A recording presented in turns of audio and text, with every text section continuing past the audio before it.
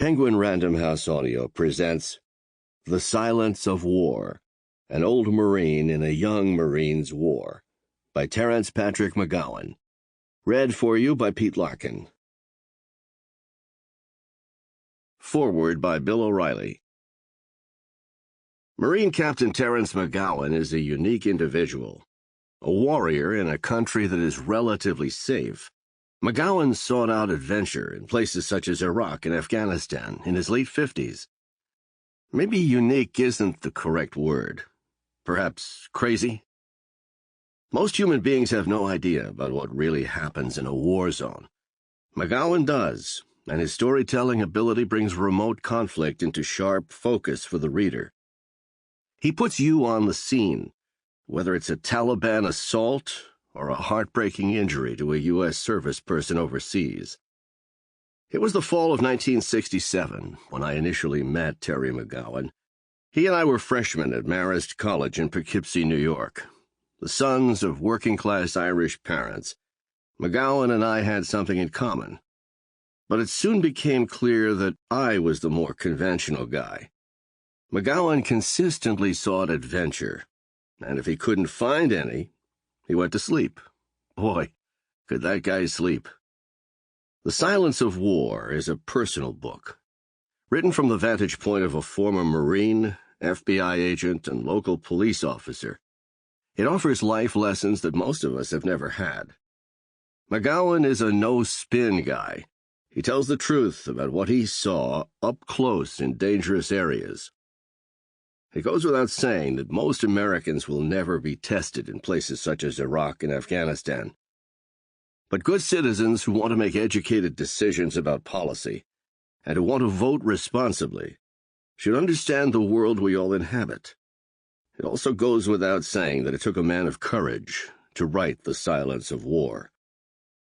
Reading Terry McGowan's book will help make all of us better citizens. I thank him for writing it. Bill O'Reilly, New York City, October 2015. Preamble.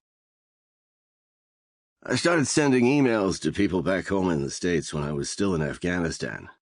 I was trying to tell them what it was like, while we were all living it, in real time. I got replies such as, "You made me cry. I felt like I was there, and you should write a book." Well, I decided to do just that.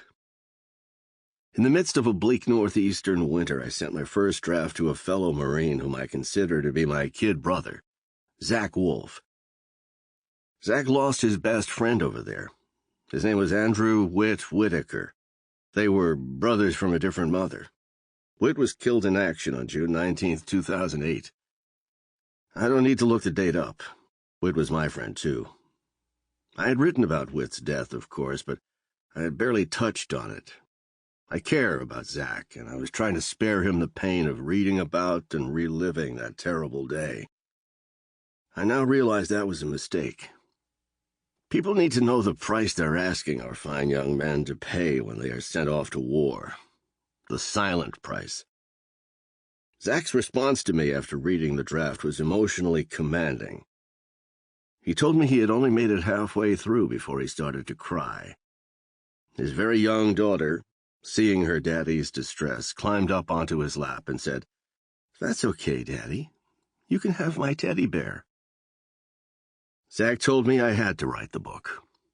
He wanted his family to know what he had been through. I knew Zach could never find the words. He knew it, too. When he and his wife had their next child, a boy, they named him Cooper Whitaker Wolf. Whit had meant that much to Zach. He still does. Whit lives on in Zach's heart. And though the pain dims, it is never fully extinguished. The littlest Wolf will have to grow up a bit before he learns about the Uncle Andrew he will never know.